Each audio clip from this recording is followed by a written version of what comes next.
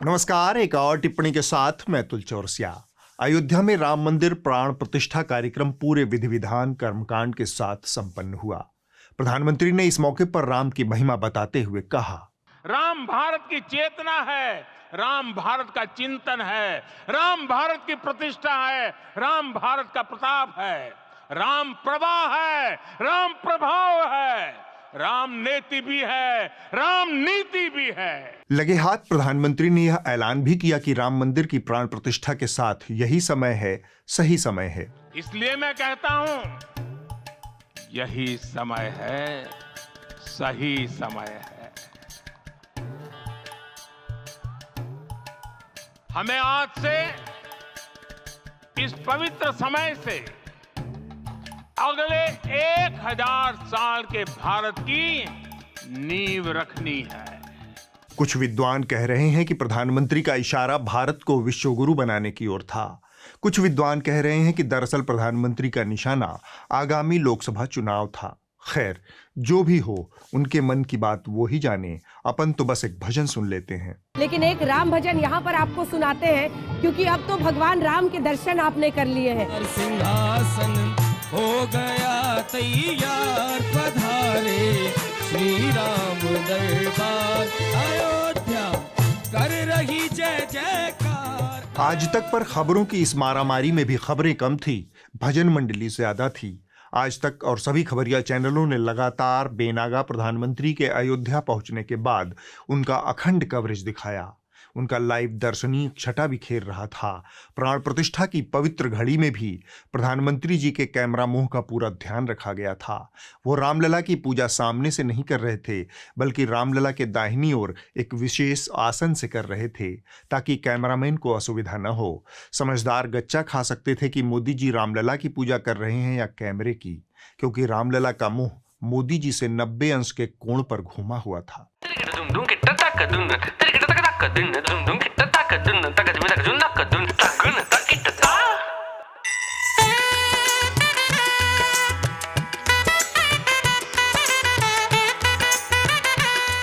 इस तरह से कैमरामैन का काम आसान हुआ और रामलला में प्राण प्रतिष्ठा फूकी गई। दैवत्व का वास हुआ।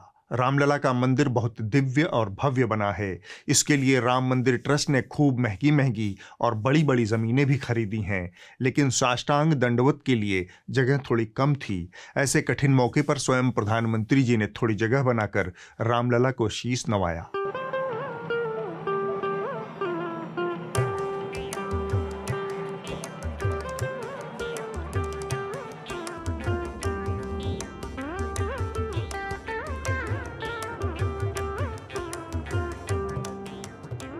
प्राण प्रतिष्ठा कार्यक्रम में लोगों की निगाह मुख्य यजमान अनिल मिश्रा और उनकी पत्नी को खोजती रही, लेकिन वो कहीं नजर नहीं आए। दरअसल धर्माचार्यों ने कुछ समय पहले ही यह सवाल खड़ा किया था कि रामलला प्राण प्रतिष्ठा अनुष्ठान का मुख्य यजमान कोई गृहस्थ ही हो सकता है। इसी वजह से यह फैसला हुआ था कि मोदी जी प्रतीकात्मक यजमान होंगे, क्योंकि वो गृहस्थ नहीं हैं, और मिश्रा जी मुख्य यजमान होंगे। लेकिन मिश्रा जी सपत्नीक नजर नहीं आए।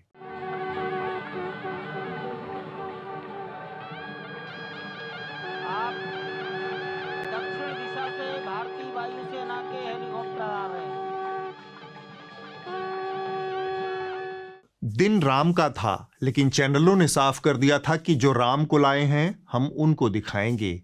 इस चक्कर में राम भक्ति का चौतरफा प्रताप होने के बावजूद मोदी जी बनाम राम जी में 4:1 के हिसाब से विजुअल खर्च किया गया।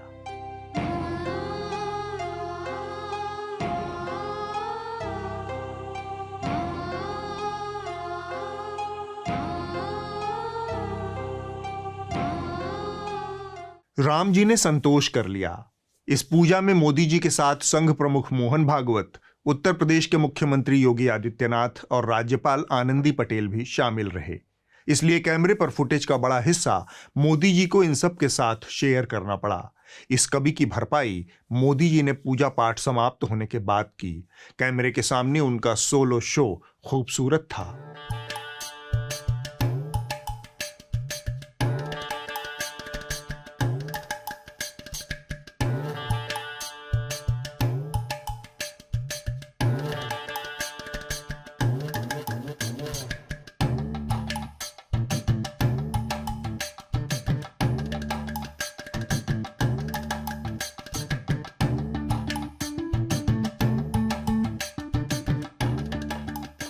इसी बात पर बस एक और भजन हो जाए।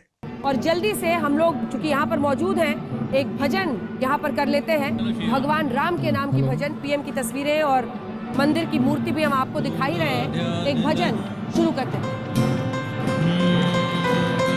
रामावत में आए, सारे जग में उल्लास है, हुई पूरी हर आस है, रामावत में आए। ये तो खैर मजाक की बात हुई, आगे कुछ बहुत गरिष्ठ और गंभीर है। अंग्रेजी के वरिष्ठ पत्रकार हैं तवलीन सिंह। प्रतिष्ठित अंग्रेजी अखबार इंडियन एक्सप्रेस के रविवारी संस्करण दी संडे एक्सप्रेस में कॉलम लिखती हैं। इसका नाम है फिफ्थ कॉलम। नाम के एकदम मुताबिक अखबार के शीर्ष से शुरू होकर अंत तक जाता है यह फिफ्थ कॉलम। कह सकते हैं यथा नाम तथा गुण। बीते 2 हफ्तों में तवलीन सिंह ने अपने इसी स्तंभ में 2 लेख लिखे हैं। एक लेख में इन्होंने अयोध्या में हो रहे राम मंदिर के प्राण प्रतिष्ठा आयोजन में कांग्रेस पार्टी के शामिल न होने को लेकर अपने विचार पेश किए हैं। लबेलुआब यह कि कांग्रेस का यह कदम आत्मघाती है। उसके पास न तो राजनीतिक समझ है, न ही उससे निपटने की कोई योजना। दूसरे लेख में इन्होंने अयोध्या के आयोजन को हिंदुओं का रेनेसां, बोले तो पुनर्जागरण घोषित किया है। इनके मुताबिक बीते कई 100 सालों में यह हिंदुत्व का पहला रेनेसां है। और फिर तवलीन सिंह एक इंटरव्यू में कहती हैं, अयोध्या न जाकर कांग्रेस ने अपने पैर पर कुल्हाड़ी मार ली है, क्योंकि राम मंदिर धर्म से परे है और राजनीति से परे है।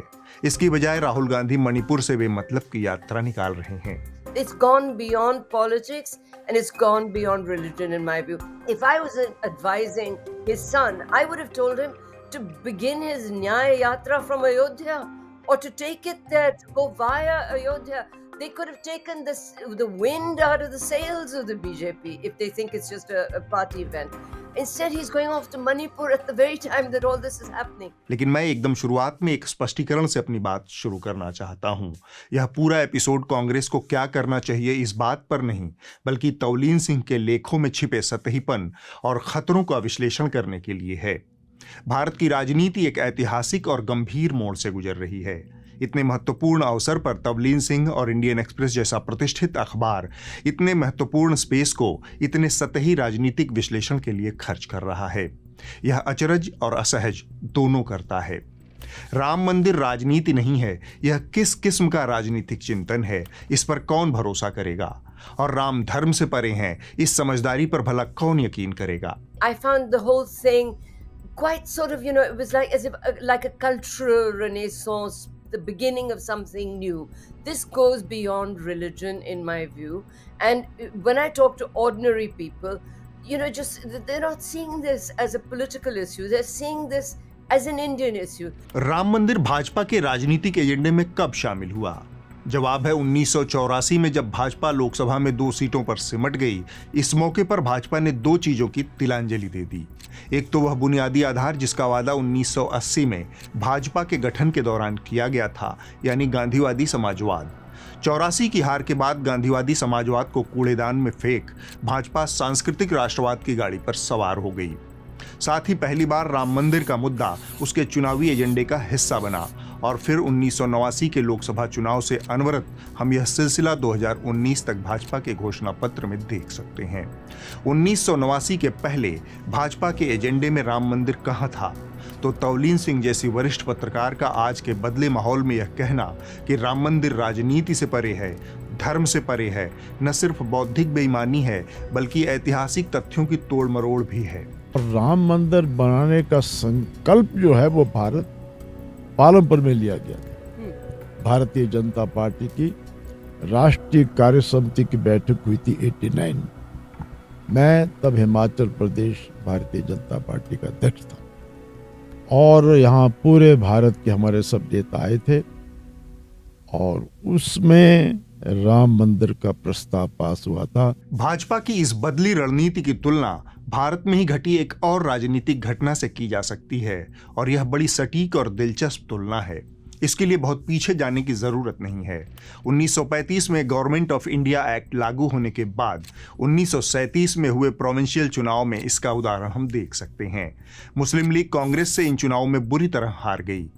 पहले प्रांतीय चुनावों में देश ने कांग्रेस पर जमकर भरोसा जताया और सांप्रदायिक दुष्प्रचार को दरकिनार करते हुए हर धर्म, जाति, संप्रदाय ने कांग्रेस के पक्ष में भारी मतदान करते हुए 707 सीटों पर जीत दिलाई। उस वक्त तक उसका राजनीतिक एजेंडा एक सेकुलर आजाद ख्याल राजनीति का हुआ करता था, लेकिन कांग्रेस की बड़ी जीत ने लीग को राजनीतिक प्रासंगिकता के हाशिए पर ढकेल दिया। वहां से लीग ने अपनी विचारधारा को कट्टर मुस्लिम पहचान और हिंदू मुस्लिम द्विराष्ट्रवाद के सिद्धांत की ओर घुमा दिया। यह कट्टर से कट्टर होती गई। नतीजा अंत में भारत पाकिस्तान के बंटवारे, लाखों लोगों के विस्थापन और मौतों के रूप में हुआ। राजनीति जब अप्रासंगिक होती है तब धर्म की आड़ में छद्म खेल रचती है। किसी विद्वान ने कहा है, अगर सामूहिक रूप से पूरा समाज किसी भेड़चाल में शामिल हो जाए तो आप समझ लीजिए कि यह कोई प्राकृतिक आपदा नहीं है, बल्कि यह एक राजनीतिक परियोजना का हिस्सा है। भारत फिलहाल इसी तरह की एक परियोजना की चपेट में है।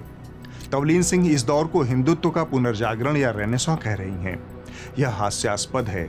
भारत और भारतीयों का पुनर्जागरण हालिया इतिहास में एक बार हुआ है, सन 1947 में, जब दुनिया की सबसे बड़ी ताकत को घुटनों के बल लाकर आजादी हासिल हुई थी। कितने बरस हुए कि हमने किस्मत से एक बाजी लगाई थी, एक इकरार किया था, प्रतिज्ञा की थी। अब वक्त आया कि हम उसको पूरा करें। बिल्कुल पूरी तो शायद अब भी न हो, लेकिन फिर भी एक बड़ी मंजिल पूरी हुई, हम वहां पहुंचे। शिक्षा और स्वास्थ्य से वंचित इतनी बड़ी आबादी बहुत आसानी से किसी प्रपंची और स्वार्थी राजनीति के हाथों पड़कर अंग्रेजों का आसान शिकार बन सकती थी, लेकिन बाकी दुनिया के मुकाबले भारत ने साम्राज्यवाद और औपनिवेशिकता के खिलाफ लगभग रक्तहीन क्रांति की। अहिंसा जैसे एक कमजोर विचार को ताकतवर हथियार बनाकर दुनिया की सबसे बड़ी सत्ता को उखाड़ फेंका गया। यह भारतीय सभ्यता की विजय का अवसर था। इसमें कुछ भारतीय मूल्य निहित थे, जिसने बंटवारे के बावजूद अपने आत्मविश्वास को कायम रखा था और यहाँ तक पहुँचा था। भारत और भारतीयों के पुनर्जागरण या रेनेसां की तारीख हमेशा 15 अगस्त 1947 ही रहेगी। तवलीन सिंह बतौर राजनीतिक विश्लेषक, बतौर नागरिक कांग्रेस या फिर राहुल गांधी को सलाह देने, आलोचना करने का अधिकार रखती हैं, लेकिन उनके विचारों का एक सम्यक मूल्यांकन अक्सर उस सीमा को पार कर देता है जहां मूल्यांकन तटस्थ और व्यक्ति निरपेक्ष न रहकर व्यक्तिगत आग्रहों और कुंठाओं का बायस बन जाता है। और आप यकीन मानिए कि मैंने तवलीन सिंह की किताब दरबार को पढ़ा है। उनका यह कहना कि अयोध्या न जाकर कांग्रेस और इसके शीर्ष नेतृत्व ने अपने पैर में कुल्हाड़ी मार ली है, यह वैचारिक खोखलापन है। अव्वल तो तवलीन सिंह, मैं या फिर कोई भी अन्य राजनीतिक विश्लेषक आज के माहौल में इस बात की गारंटी नहीं दे सकता कि 22 जनवरी को प्राण प्रतिष्ठा कार्यक्रम में शामिल होने के बावजूद कांग्रेस और विपक्ष के पाले में 2-4 वोट भी बढ़ जाएंगे।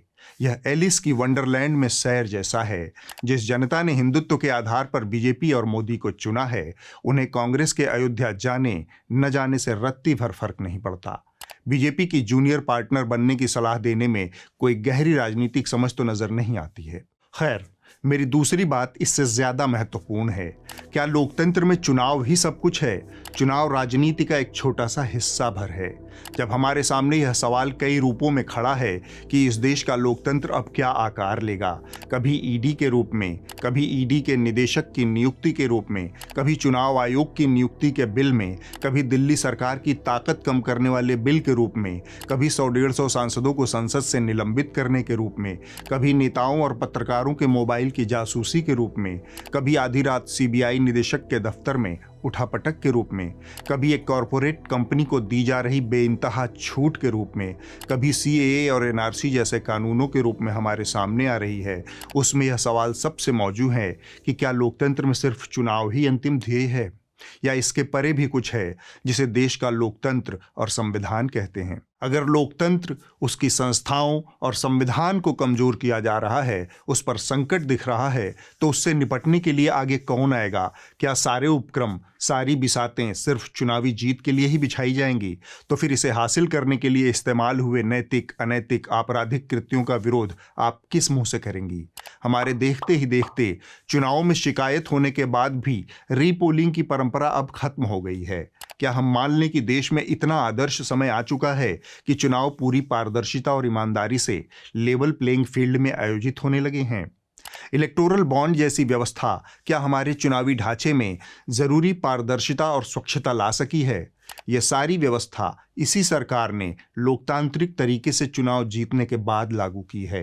अगर हम चुनावी जीत को ही अंतिम साध्य मान लें तो फिर यह सब जायज है राजनीतिक दलों के लिए। क्या राजनीतिक दलों की भूमिका संविधान, इसकी संस्थाओं और लोकतंत्र की लड़ाई में नहीं होनी चाहिए? राहुल गांधी अगर इन सारी चीजों को दांव पर लगाकर किसी न्याय या फिर भारत जोड़ने की यात्रा कर रहे हैं तो आप इसे बचकाना आदर्शवाद भले कह लें, जो आप अक्सर करती भी रहती हैं, लेकिन मैं इसे व्यावहारिक राजनीति के ऊपर आदर्शवादी राजनीति को तवज्जो देना कहूंगा। इस समय में जब चुनावी जीत से भी ऊपर एक चीज है विचारधारा की लड़ाई, इस समय में विचारधारा के स्तर पर भाजपा और आरएसएस को चुनौती देना, तौलीन सिंह का ऐसे समय में यह कहना कि कांग्रेस चूंकि चुनाव नहीं जीत पा रही इसलिए उसे भाजपा का पिछलग्गू बन जाना चाहिए। I would have told him to begin his Nyaya Yatra from Ayodhya or to take it there, to go via Ayodhya. They could have taken the wind out of the sails of the BJP. Rahul Gandhi और अन्य विपक्षी दल विचारधारा की उसी लड़ाई में मुब्तला हैं। विचारधारा के स्तर पर अगर कांग्रेस भाजपा की पिछलग्गू पार्टी बन जाती है तो यह भारत के लोकतंत्र के लिए कौन सी गर्व करने वाली बात होगी, जहां हर दल कॉम्पिटिटिव धार्मिकता की रेस में लगा हो। क्या वैचारिक स्तर पर भारत को एक ऐसे राजनीतिक दल की जरूरत नहीं जो एक ऐसे लोकतंत्र का विचार दे जिसमें धार्मिक आस्था की एक सीमा हो, लोगों का जीवन महत्वपूर्ण हो, न कि उनकी धार्मिकता। राजनीति समावेशी, उदार और विज्ञान सम्मत सोच को आगे बढ़ाए, न कि एक समुदाय को दोयम दर्जे का नागरिक बनाने की मंशा पाले। एक राजनीतिक विश्लेषक के पास वह दृष्टि भी होनी चाहिए जो तात्कालिक घटनाओं के उस पार जाकर देख सके कि उसके कहे लिखे का परिणाम क्या हो सकता है। बतौर राजनीतिक विश्लेषक तौलीन सिंह में वह दृष्टि नदारद है। अगर अयोध्या में बन रहा मंदिर हिंदुओं का रेनेसां है तो क्या वह गारंटी दे सकती हैं कि इसके बाद मथुरा काशी पर दावा रुक जाएगा? क्या इसी तरह के सैकड़ों मस्जिदों पर दावे करने वाला दक्षिणपंथी कुनबा इसके बाद चुप हो जाएगा? अयोध्या में रेनेसां देख रही तौलीन सिंह में इस घटना के बाद खुलने वाले थाउजेंड्स ऑफ रेनेसां के दरवाजों को देख पाने वाली दृष्टि नहीं है। अगर यह दृष्टि नहीं है तो फिर सतही राजनीतिक विश्लेषण का कोई अर्थ नहीं है। और अभी काशी में भगवान विश्वनाथ का धाम भी भव्य रूप से बन रहा है, आपने देख लिया ना। और फिर मथुरा वृंदावन कैसे छूट जाएगा? अयोध्या हुई हमारी, अब काशी मथुरा की बारी। क्या ताजमहल भी भगवान शिव के प्राचीन मंदिर को तोड़कर बनाया गया था? अयोध्या तो झांकी है, अभी मथुरा बाकी है। राम का मंदिर सुप्रीम कोर्ट के आदेश के बाद बन रहा है। यह राम के आदर्शों का मंदिर, समाज के सभी वर्गों का मंदिर तभी बन सकता है जब इसके राजनीतिक दोहन की कुटिल मानसिकता खत्म हो, मंदिर पर भाजपा और आरएसएस का दखल खत्म हो। इसकी प्राण प्रतिष्ठा में चुनावी लाभ की मंशा किसी से छिपी नहीं है। यह हिंदू राष्ट्र का दीर्घकालिक प्रोजेक्ट है। विचार हिंदू राष्ट्र का विचार है, ऐसा लोग कहते हैं, क्योंकि वो है हिंदू राष्ट्र का यही विचार है, इसलिए हम कहते हैं हिंदुस्तान हिंदू राष्ट्र है। और अब एक बेमतलब की जानकारी, क्योंकि इन दिनों गांधी बेमतलब के हो चुके हैं। राष्ट्रपिता महात्मा गांधी ने हमेशा अयोध्या में मंदिर के निर्माण को अस्वीकार किया था।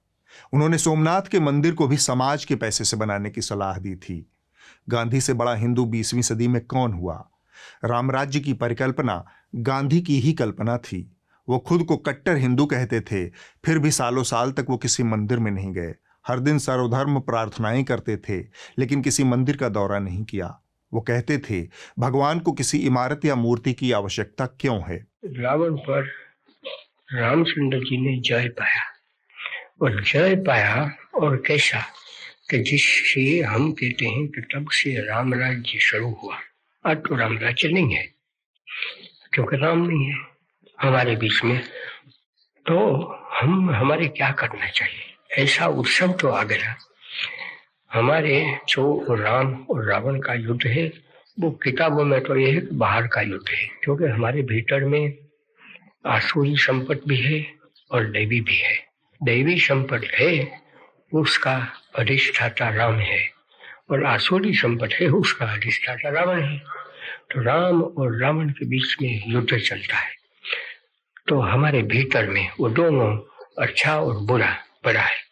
तो वो युद्ध में राम जीत जाता है, तो ईश्वर का जय होता है। राम के जिस भाव को गांधी ने ग्रहण किया, उसी भाव को गोस्वामी तुलसीदास ने रामचरितमानस में लगभग 500 साल पहले व्यक्त किया।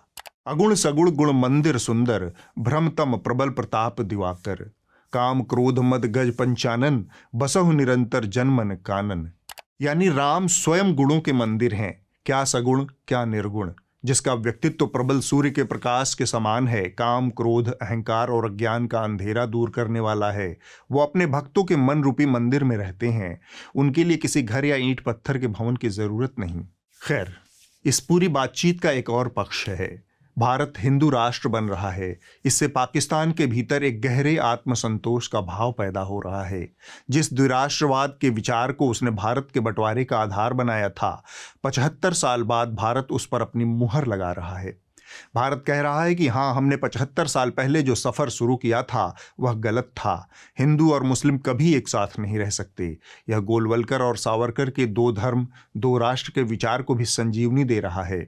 भारत में जब मुसलमान दोयम दर्जे का नागरिक होगा, तब पाकिस्तान और बांग्लादेश के पास भी अपने 75 सालों के कुकर्म को जायज़ ठहराने का बढ़िया बहाना होगा। भारत चीख चीख कर कह रहा है कि पाकिस्तान में हिंदुओं के साथ जो कुछ हुआ, हम हिंदुस्तान में मुसलमानों और दीगर अक़लियतों के साथ वही करेंगे। भारत अपनी नैतिक ताकत खो रहा है। हमारे वर्तमान की चिंता और समस्या यह है कि हमने हमेशा अपने लोकतंत्र की कीमत बहुत कम लगाई, अपने संविधान और इसकी संस्थाओं को मुफ्त की रेवड़ी समझा और आज़ादी की लड़ाई के बाद बने ढांचे की कीमत ही हम भूल गए। बीते 75 सालों में जो कुछ मिला था, जिन लोगों ने कुर्बानियां दी थी, जिस बूढ़े व्यक्ति ने सीने पर गोली खाई थी, उसे हमने खेल समझ लिया। हमें एहसास ही नहीं हुआ कि एक बूढ़ा जिस चीज़ के लिए गोली खा रहा है, उसे निरंतर निखारना है, पोसना है, मजबूत करना है। हमें लगा कि ये तो बना बनाया मिलता है, हमें तो बस उपयोग करना है। इसलिए हमने लोकतंत्र की लड़ाई छोड़कर एक दकियानूस विचारधारा का चीयर लीडर बनना चुना। हमने उस विचार को समर्थन देना शुरू कर दिया जिसका घोषित लक्ष्य सत्ता था, लेकिन छुपा हुआ लक्ष्य हिंदू राष्ट्र था। आज़ादी की लड़ाई के बाद बने लोकतांत्रिक सेकुलर भारत में उसकी कोई आस्था नहीं थी, तो हमने जो चुना था वो आज हमारे सामने है। इसे रेनेसां या फिर पुनर्जागरण कहकर इस पवित्र शब्द को बदनाम मत कीजिए। क्रांतियों और रेनेसां की यह परिभाषा अभिजात्य और संभ्रांत वर्ग ने गढ़ी है, वही अभिजात्य वर्ग जिसने कभी किसी क्रांति या फिर रेनेसां में हिस्सा नहीं लिया। इसका एक ही सच है कि वह हर दौर में या तो सत्ता के साथ सटा रहता है या फिर सत्ता की निगाहों में शहद बना रहता है। वह कभी किसी क्रांति या रेनेसां का हिस्सा नहीं होता। अब वक्त है इस हफ्ते की रिपोर्ट का। कही जा रही थी बातें कि अंदर में भी सोशल डिस्टेंसिंग का रखा जाएगा। ट्रेनें तो खुल दी हैं, लेकिन कैसे स्टेशन पर thousands of the migrants workers in different groups walking। इस हफ्ते की रिपोर्ट द रेड माइक से है, जिसे सौरभ शुक्ला ने मणिपुर के इम्फाल शहर से भेजा है। यहाँ लगभग साल भर पहले शुरू हुई जातीय हिंसा के बाद बड़ी संख्या में विस्थापित हुए लोगों की जिंदगी बदल गई है। इम्फाल के एक विस्थापन कैंप में रह रहे लोगों की यह आप बीती है। आप कितने महीनों से हैं यहाँ पर? 8 महीना हो गया बोल रहा है। 8 महीने हो गए। इनका घर कहाँ पर था आपका? मोरबुंग है अभी घर वहाँ पर कि जला दिया, क्या हुआ था? वो मुरबुंग में है, उसका घर जला दिया बोल रहा है। घर जला दिया। कोई नहीं है वहाँ पे अभी? बहुत मुश्किल में रहता है। बहुत मुश्किल में रहता है। तो देखो, एक रूम में 5 आदमी भी है, 6 आदमी भी है, सिर्फ एक रूम देता है, 2 रूम तो नहीं मिलता है। एक रूम भी उसे छोटा सा है, उसमें 6 आदमी रह रहे हैं। 6 आदमी भी है, 7 आदमी भी है। अगले हफ्ते होगी एक और टिप्पणी, लेकिन जाने से पहले आप लोगों के लिए एक जानकारी है। हमारे व्हाट्सएप चैनल से जुड़ने के लिए आप इस QR कोड को स्कैन करें और हमारे व्हाट्सएप चैनल से जुड़ें। और आप हमारा ऐप भी डाउनलोड कर सकते हैं, तो डाउनलोड कर लें जल्दी से। नमस्कार।